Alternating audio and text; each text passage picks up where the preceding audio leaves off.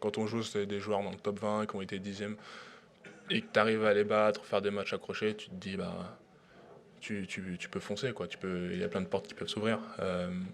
Moi, c'est quand je gagne des joueurs comme ça booste ma confiance. Et je me dis, tu te fixes d'autres objectifs. Après, faut rester lucide. Faut pas oublier que dans ces matchs comme ça, je suis très dangereux parce que oui, d'une part, j'ai rien à perdre. Et d'autre part, oui, les joueurs commencent à me craindre.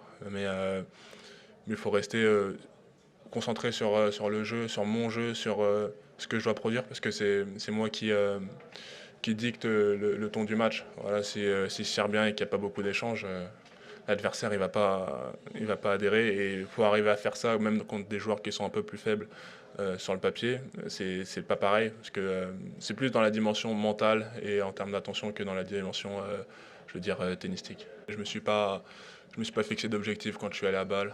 Euh, j'ai euh, j'ai essayé de gagner le premier doigt, de prendre ça match par match. Je savais que je pouvais faire de bonnes choses, que mon jeu était pénible sur les surfaces rapides où les conditions sont assez stables.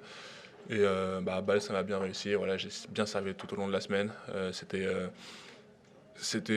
dirais pas que c'est la semaine où les as sont alignés, parce que j'ai reproduit ça pendant 5 matchs. Là, je l'ai reproduit ici sur des conditions complètement différentes. Je m'étais entraîné juste ce matin sur le central, une demi-heure. Mais ouais, je pense que oui, on a forcément des attentes en début d'année.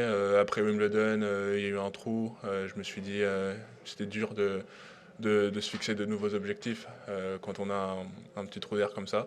Mais je savais qu'avec du travail, j'avais Manu qui était là, Seb qui m'ont énormément poussé et qui m'ont dit que ça allait payer. Et au final, ça a marché.